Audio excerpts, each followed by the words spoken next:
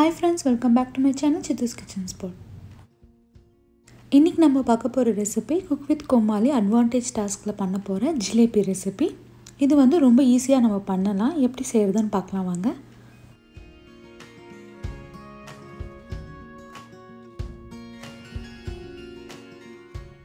இன்னைக்கு நம்ம இன்ஸ்டன்ட் ஜிலேபி தான் பண்ண போறோம். 2 டேபிள்ஸ்பூன் அளவு ஒரு பவுல்ல 1 கப் அளவு மைதா ஆட் பண்ணிக்கோங்க. புளிச்ச தயிர் ஒரு 1/4 கப் ஆட் பண்ணிக்கோங்க. புளிச்ச தயிர் தான் ஜிலேபிக்கு வந்து அந்த புளிப்பான டேஸ்ட்டை தரும். உங்ககிட்ட புளிச்ச தயிர் இல்லைன்னா அந்த தயிர் கூடவே 1 டேபிள்ஸ்பூன் அளவு வினிகர் சேர்த்துக்கோங்க. 1/2 டீஸ்பூன் பேக்கிங் சோடா சேர்த்துக்கோங்க. இது கூடவே வந்து ஒரு சிட்டிகை உப்பு சேர்த்துக்கிறோங்க. இப்போது எல்லாத்தையும் ஆட் பண்ணதுக்கு அப்புறமா இதில் தண்ணி சேர்த்து நம்ம இதை கரைச்சி எடுத்துக்கலாம். இதோட கன்சிஸ்டன்சி பார்த்திங்கன்னா நம்மளுக்கு இட்லி மாவு இருக்கு இல்லைங்களா, அதோட கன்சிஸ்டன்சி மாதிரி இருக்கணும். ரொம்ப தண்ணியாகவும் இருக்கக்கூடாது, அதே சமயம் ரொம்ப கெட்டியாகவும் இருக்கக்கூடாது. இன்றைக்கி நான் இந்த ஜிலேபியை 2 கலரில் பண்ண போகிறேன், எல்லோ கலர் அண்ட் ஆரஞ்சு கலரில். அதனால் இந்த மாவை வந்து நான் 2ஆக டிவைட் பண்ணிக்கிறேன். பண்ணிவிட்டு இதில் நான் வந்து கேசரி பவுடரை ஆட் பண்ணிவிட்டு இதை நல்லா மிக்ஸ் பண்ணி விட்டுக்க போகிறேன். உங்களுக்கு ஃபுட் கலர் யூஸ் பண்ண விருப்பம் இல்லைன்னா நீங்கள் இதுக்கு பதிலாக மஞ்சள் தூள் கொஞ்சமாக சேர்த்து மிக்ஸ் பண்ணிக்கோங்க. உங்கள்கிட்ட பால் கவர் அந்த மாதிரி ஏதாவது இருந்துச்சுன்னா நீங்கள் இந்த மாவை வந்து அதில் ஊற்றி நீங்கள் ஜிலேபி போடலாம். அப்படி வந்து உங்கள்கிட்ட பால் கவர் இல்லைன்னா அதுக்கு பதிலாக ஜிப்லாக் பேக்கு இல்லைனா வந்து கேக் டெக்கரேட் பண்ணுற பேகு இந்த மாதிரி வந்து நீங்கள் யூஸ் பண்ணிக்கலாம். இந்த மாதிரி மாவை வந்து ட்ரான்ஸ்ஃபர் பண்ணதுக்கப்புறமா இந்த பேக்கை வந்து நம்ம நல்லா வந்து ரப்பர் பேண்ட் போட்டோ இல்லை நூல் போட்டோ நல்லா கட்டிக்கோங்க. அப்போ தான் நம்ம பிழியும் போது இன்னொரு பக்கம் வந்து லீக் ஆகாமல் இருக்கும்.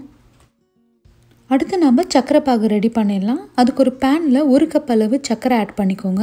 அது கூடவே 1 கப் அளவு தண்ணி சேர்த்து இதை நல்லா கொதிக்க விடுங்க. இது நல்லா கொதிச்சு வரும்போது இதில் கொஞ்சமாக நம்ம குங்குமப்பூ ஆட் பண்ணிக்கலாம்.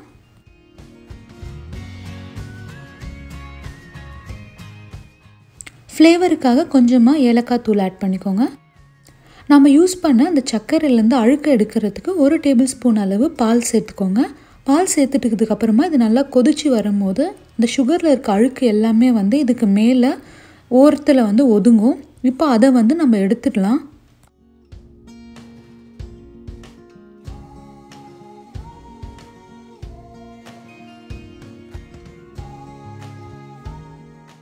அடுத்து நம்ம இதை ஒரு கம்பி பதம் வரத்துக்கு முன்னாடி ஸ்டேஜில் ஆஃப் பண்ணிடலாம். இப்போ பார்த்திங்கன்னா இது வந்து ஃபுல்லாக ஒரு கம்பி பதம் வரல.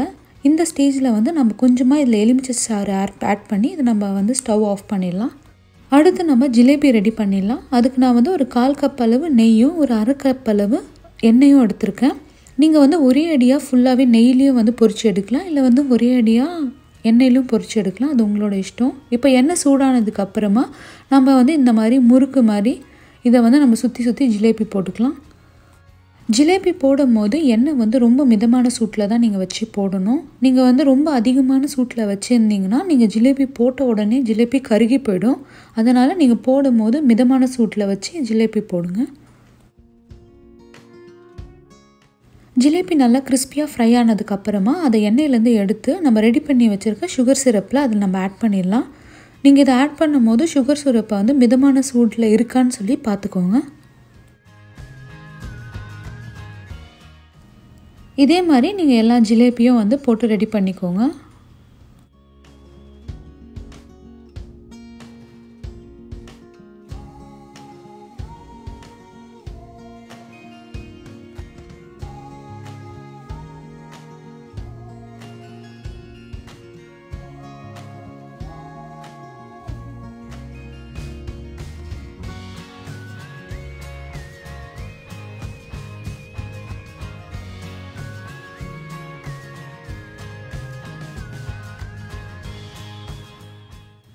சூப்பரான கிறிஸ்பி ஜிலேபி இப்போ நம்ம வீட்டிலே பண்ணிட முடியும். நீங்களும் இதை ட்ரை பண்ணி பாருங்கள். இந்த வீடியோ பிடிச்சிருந்துச்சு சேனல் சித்தூஸ் கிச்சன் ஸ்பாட்க்கு சப்ஸ்கிரைப் பண்ணுங்கள். பக்கத்தில் இருக்க பெல் ஐக்கானையும் கிளிக் பண்ணுங்கள்.